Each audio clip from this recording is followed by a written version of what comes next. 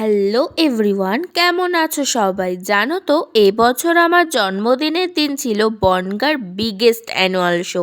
আর যেটা অর্গানাইজড করেছিল আমারই বুনোর dance teacher choreographer Subrata Chakraborty. আরে আরে, মোমো লাভার্সরা সব কোথায় গেল?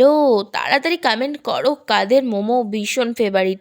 তো যাই হোক, প্রোগ্রাম দেখতে দেখতে টুকুস করে চলে গেলাম মোমো কিনতে।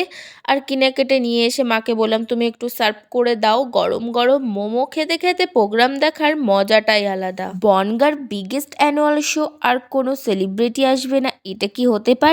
তো প্রোগ্রামে উপস্থিত ছিল ইউটিউব বিখ্যাত সিঙ্গার কেশব দে, আর ছিল ফেসবুক, ইউটিউব, ইনস্টাগ্রাম কাঁপানো কমেডি, মানে ফালতু কমেডি টিম। এছাড়াও ছিল আরও অনেক বড় সেলিব্রিটি, মানে সাত ভাই চম্পা সিরিয়ালের পারুল, আর সাথে ছিল রাঘব। এছাড়াও ছিল আরও অনেক বড় বড় কোরিওগ্রাফাররা। সত্যি মানতে হবে, ওই দিন এমন কিছু শো ছিল ওই প্রোগ্রামে যা বনগাঁর মানুষ আগে কখনোই দেখেনি। আর এই কথাটা আমি জোর গলাতেই বলতে পারি। সব থেকে বড় কথা, যারা যারা ওই দিন প্রোগ্রামে ছিল তারাই জানে যে প্রোগ্রামটা কত সুন্দরভাবে হয়েছিল।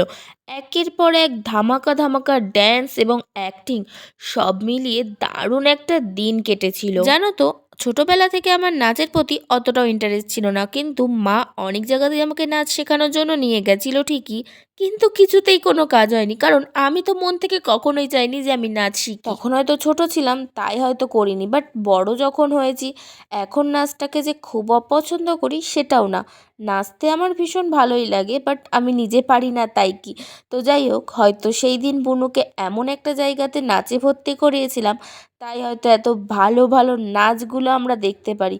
সত্যি মানে সামনে থেকে না দেখলে কেউ বিশ্বাসই করবে না যে নাচের মধ্যে এত ভালো ভালো কিছু হয়। তো গাইস, দুপুরে তো সেভাবে কিছু করা হয়নি, তার জন্য রাতেই মা বললো তোকে 5 রকম ভেজে টেজে একদম রাতেই দেবো সামনে, ঠিক আছে? বার্থডে বলে কথা, একটু তো খাওয়া দাওয়া করতেই হতো, তাই না? তো দেখো এখানে মায়ের হাতের কী কী রান্না রয়েছে। এখানে রয়েছে ভাত, আর কুমড়ো ভাজা, আলু ভাজা, এটা হচ্ছে ছিম ভাজা, এটা হচ্ছে ফুলকপি ভাজা, বেগুন ভাজা, এখানে রয়েছে পোলাও, এখানে রয়েছে ডাল, এটা হচ্ছে ডিম, এটা চিকেন, এটাও চিকেন, আর এটা হচ্ছে মায়ের হাতের, আর এটা হচ্ছে পরমার হাতের চিকেন, এটা চাটনি, আর এখানে পায়েস। আর ফার্স্টে চলো একটুখানি পায়েসটা টেস্ট করো। যদি হয় জন্মদিন আর সাথে থাকে মায়ের হাতের সুন্দর সুন্দর রান্না, তাহলে তো জন্মদিন পুরো জমেই যায়।